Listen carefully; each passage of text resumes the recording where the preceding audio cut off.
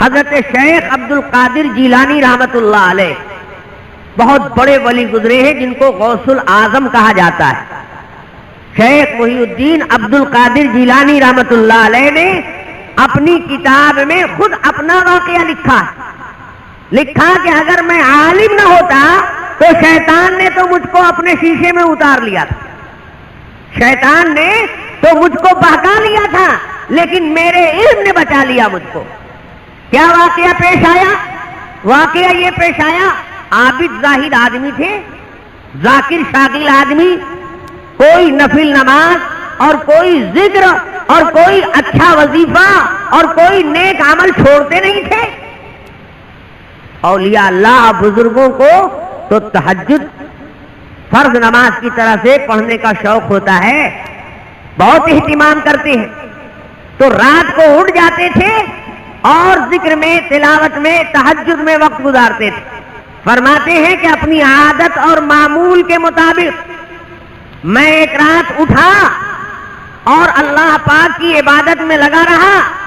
جب میں عبادت کی حالت میں تھا تو اچانک دیکھتا ہوں کہ آسمان سے ایک انتہائی نورانی تخت پر ایک نورانی شکل کی چیز چلی آ رہی ہے۔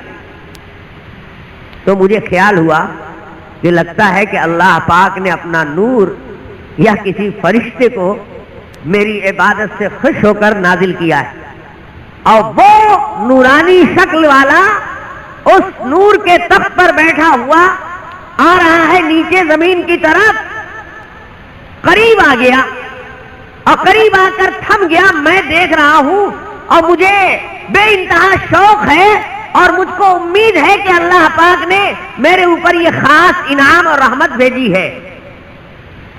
اچانک اس نورانی تخت والے سے آواز ملتی ہے، عبد القادر جا، تیرا بیڑا پار ہو گیا، تجھ کو بخش دیا میں نے، اب تجھ کو کوئی محنت مشقت مجاہدہ کرنے کی ضرورت نہیں ہے، اتنا راتوں کو اٹھ کر جاگنے کی ضرورت نہیں ہے، اتنا نمازوں کے لیے پریشان ہونے کی ضرورت نہیں ہے، تیری عبادت قبول اور تیری نجات کر دی میں نے، بخش دیا۔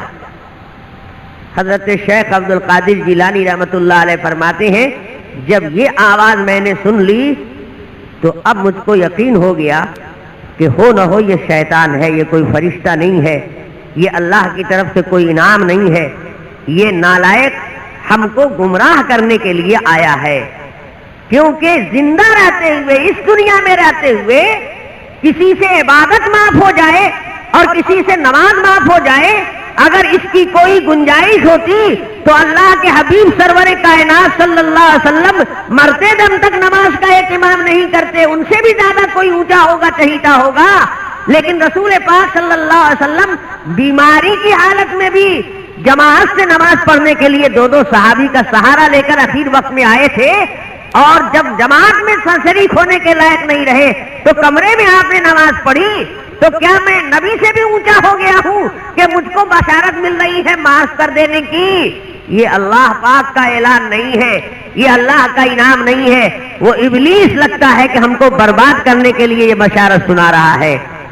میرے علم نے جب مجھ کو یقین دلایا تو میں نے سوچا کہ ذرا آزما ہی کیوں نہ لیا جائے کہ یہ شیطان ہے یا رحمت کا فرشتہ ہے، تو میں نے بلند آواز سے کہا لا حول ولا قوت الا باللہ العلی العظیم۔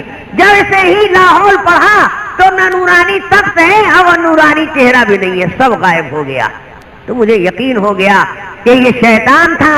لکھتے ہیں کہ میرے علم نے مجھ کو بچا لیا، اگر میرا علم نہ ہوتا تو اس دن میں بچ نہیں سکتا تھا۔ اس لیے فرمایا گیا ہے، رسول پاک صلی اللہ علیہ وسلم سے صحابہ نے پوچھا، اے اللہ کے رسول، عابد کا درجہ بڑا ہے یا عالم کا درجہ بڑا ہے؟ حضور سے صحابہ نے سوال کیا، یہ بتائیے عالم کا درجہ بڑا ہے کہ عبادت گزار کا درجہ بڑا ہے؟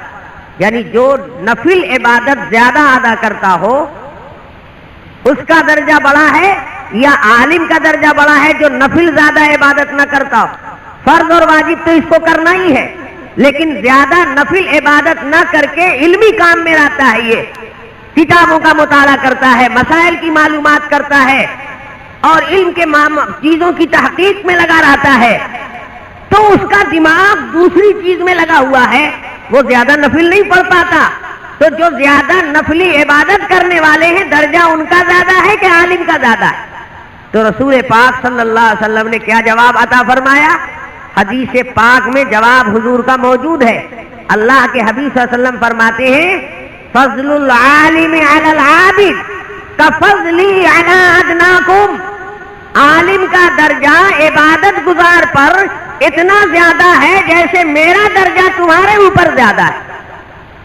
صحابہ کو پوچھنے والے کو بتایا کہ تم سے میری پوزیشن جتنی اونچی ہے اتنا ہی اس عالم کی پوزیشن اونچی ہے عابد کے مقابلے میں.